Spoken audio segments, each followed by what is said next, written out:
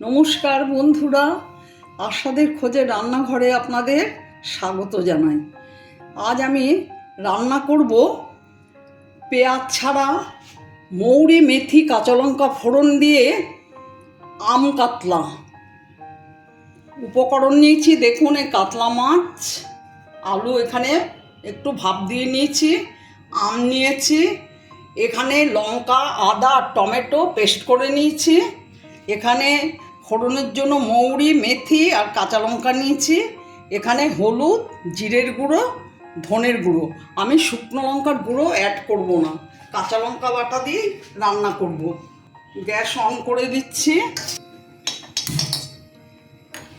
সর্ষের তেল দিয়ে দিচ্ছি,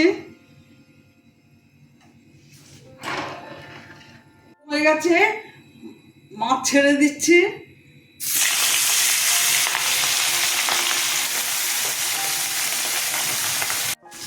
মাছগুলো ভাজা হয়ে গেছে, তুলে নিচ্ছি।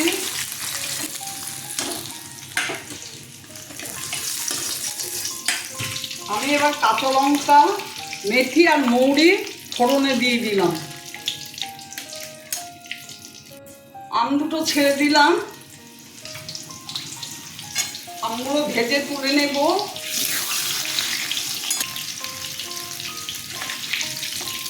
আমগুলো ভেজে তুলে রাখলাম, পরে ঝোলে দিয়ে দেবো। আদা, লঙ্কা আর টমেটোতে ছেড়ে দিলাম।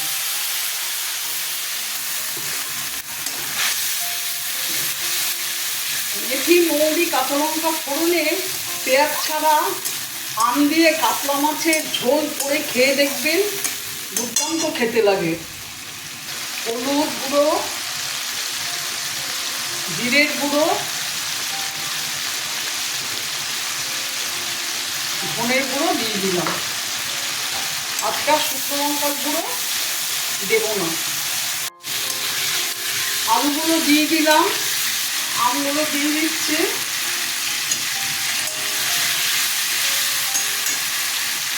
আপনার মতো নুন দিলাম, একটু চিনি দিলাম, যেহেতু আম দিয়ে করছি অল্প সামান্য।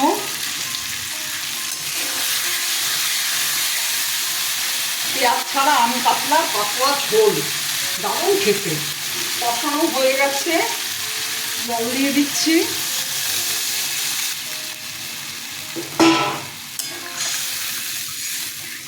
এবার ঢেকে দিচ্ছি, ঝোল ফুটলে মাছ ছেড়ে দেব।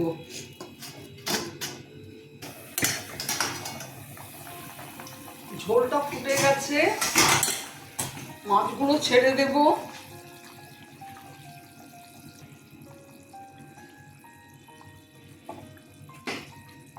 কাঁচা লঙ্কা দিয়ে দিলাম,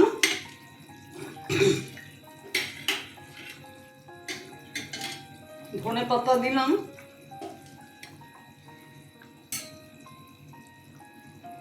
আবার ঢেকে দিচ্ছি। মিনিট 3 পরে ঢাকনাটা খুলবো।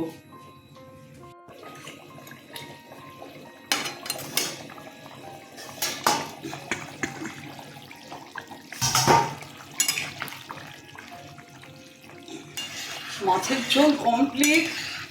আমার ভিডিওটা যদি আপনাদের ভালো লেগে থাকে, প্লিজ একটা লাইক, শেয়ার ও অবশ্যই সাবস্ক্রাইব করে দেবেন, সাথে কমেন্টস দেবেন।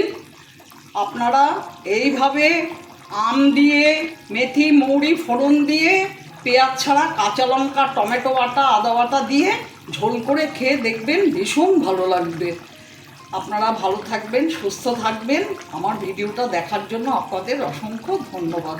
আমি গ্যাস অফ করে কিছুক্ষণের জন্য ঢেকে রাখবো, তারপরে সার্ভ করে দেব।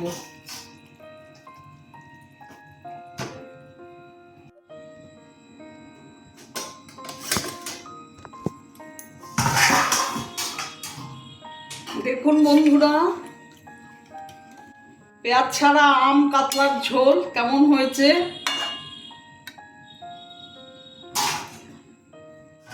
আমি এখন সার্ভ করে দেব।